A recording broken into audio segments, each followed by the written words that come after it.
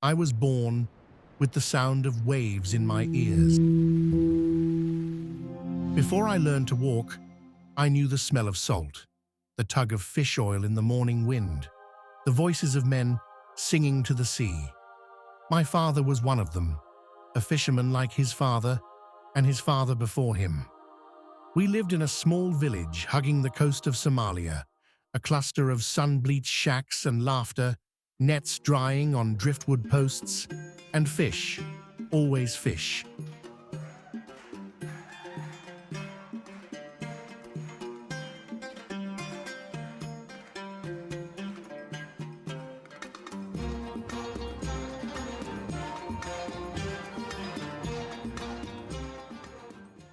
In those early days, we ate like kings.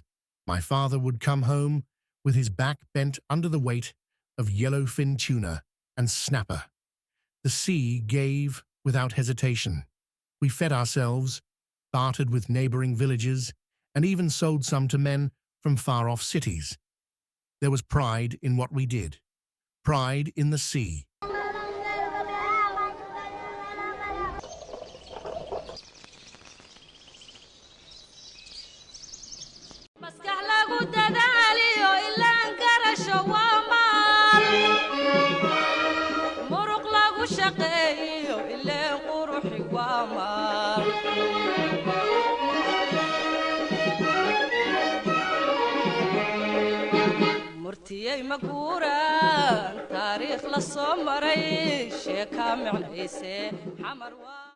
I was 5 when I first went out with him, my tiny hands clutching the edge of our boat, eyes wide as we cut through the silver of dawn. I saw his hands move like he was born in salt water, tying nets, reading the ripples, whispering to the sea like it was kin. I thought then, this is who I'll be, a fisherman, a provider. But the sea changed. When I was 10, strange ships began appearing on the horizon. They came not to trade or greet, but to take.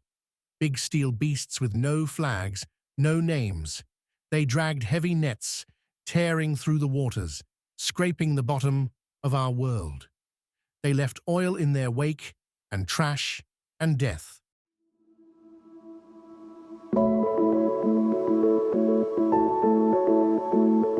We still fished, but the nets came up emptier.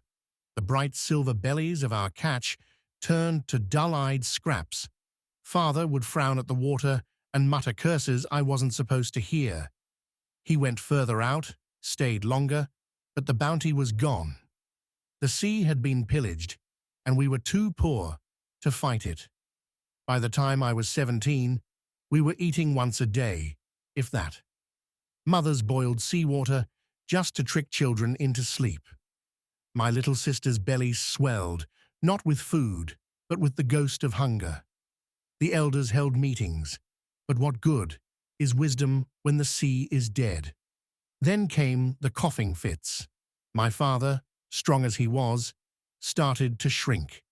The salt air, once his friend, turned on him. Some said it was the chemicals dumped offshore. Others spoke of a curse. I buried him with my bare hands beneath the same sand where he had taught me to gut fish. What was I supposed to do? I took up the net, but the net gave nothing. I took up the boat, but the sea gave no answer. And then I looked at the steel monsters on the horizon, fat with stolen life.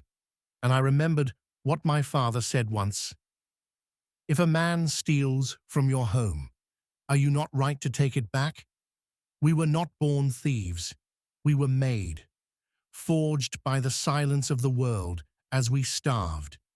I joined with others from the village, men with calloused hands and empty nets, took food, water, medicine, radios, and we sent them back alive. We always something like an economy around our defiance. The elders still pray for peace, and so do I. I would give everything to go back to that boat with my father, to smell the good catch under the sun. But until the sea lives again, I'll take what I must, not for gold, not for glory, but for survival.